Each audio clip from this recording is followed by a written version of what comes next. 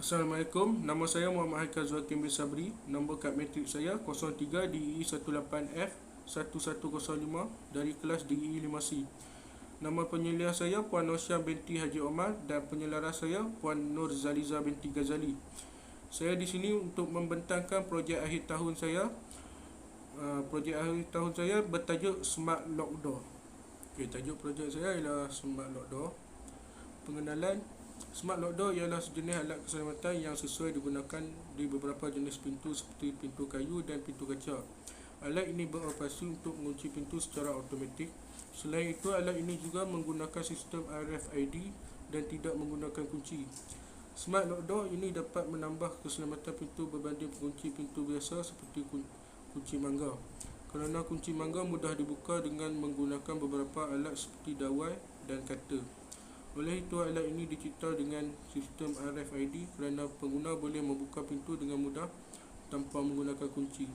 Pengunci pintu akan terbuka jika mengesan data kad yang telah disimpan di dalamnya, dan ia tidak akan terbuka jika kad yang diimbas tiada dalam rekod penyimpanannya. Penyertaan masalah. Pada masa kini, kes-kes kecurian kerap berlaku dan berpunca dari pengunci pintu biasa seperti pengunci mangga. Pengunci pintu biasa seperti mangga mudah dipecahkan atau dibuka dengan menggunakan beberapa alat seperti dawai dan kater. Seperkara lagi, kita sering mengalami masalah tertinggal kunci atau kehilangan kunci. Objektif kajian.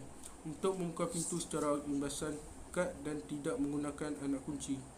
Untuk memudahkan pengguna untuk masuk ke pejabat dengan lebih cepat.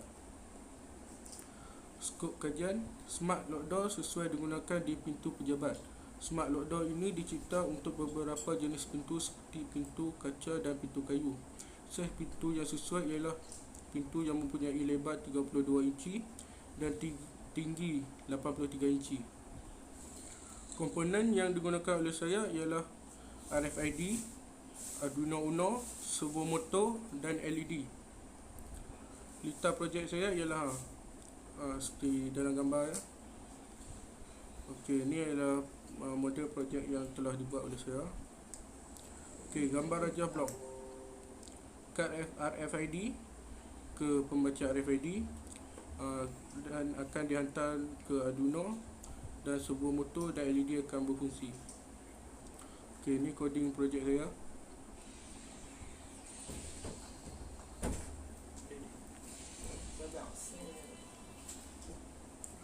Carta alih sistem. Mula, kad RFID disentuh kepada pembaca RFID. Jika kad yang disentuh ialah betul, LED hijau akan menyala dan servo akan berputar. Jika salah, LED merah akan menyala dan sistem akan mengembalikan ke program mula. Carta alih projek. Taklimat projek 2: menyediakan gancat, menulis report akhir draft pertama, pembelian komponen, laporan draft akhir, penyediaan pembentangan akhir projek, penyerahan laporan akhir. Ini adalah carta jen projek 1,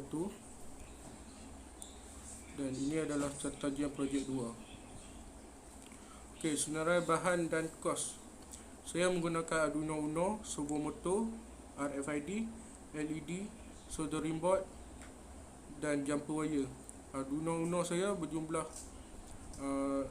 RM27, servo motor saya RM7.90, RFID saya RM13, LED saya RM1, soldering board saya RM2.50 dan jumper wire saya RM10. Jumlah kesemua bahan-bahan berikut ialah RM61.40.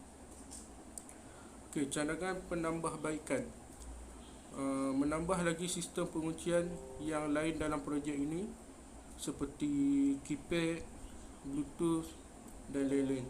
Menggantikan power supply dengan kuasa solar atau sel kering untuk mengelakkan projek gagal berfungsi dalam masa berlakunya bekalan elektrik terputus. menambahkan sistem kawalan jauh dalam projek ini. Kesimpulan, dengan ini, setelah mendapat maklumat dari beberapa hasil kajian sebelum ini, satu kaedah penyelesaian telah dicadangkan dengan membangunkan smart lock door.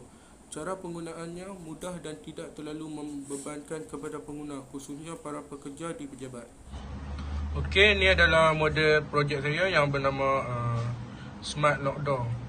Okey, dalam projek ni saya menggunakan komponen servo motor, RFID, LED dan dalam ni ada Arduino. Okey, ni sebagai supply saya.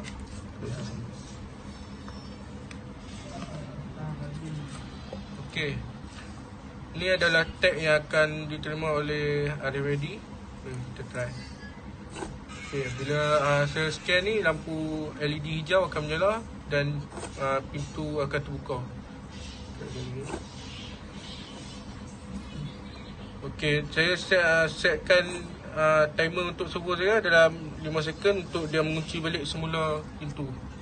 Okey, ni adalah tag yang salah. Okey, kalau salah dia LED merah akan menyala. Okay, sekian, terima kasih.